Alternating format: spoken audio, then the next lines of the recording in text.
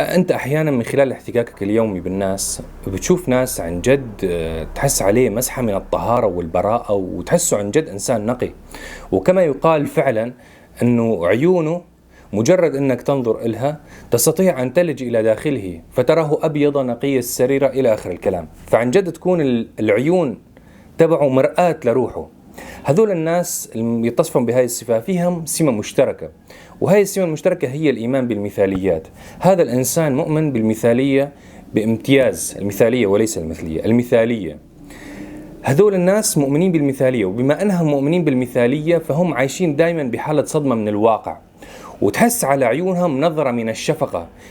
تحس انه هو عم يطلب، كأنه عم يطلب من الناس اللي حواليه انها تشفق عليه، ويحس كمان بالمظلومية، ويحس حاله كمان ايضا مجتزأ من السياق. يعني حتحسه الزمان ما هو زمانه والمكان ما هو مكانه، وكأنه عم يستجدي الناس العاطفة والشفقة. فإذا كان عم يساوي هذا الشيء بدون إدراك فعن جد هو إنسان أبيض نقي السريرة. أما إذا كان عم يساوي هذا الشيء بإدراك وعن سبق إصرار وترصد فالمعنى معكوس تماما، ما عاد هو إنسان أبيض، بالعكس يصير إنسان خبيث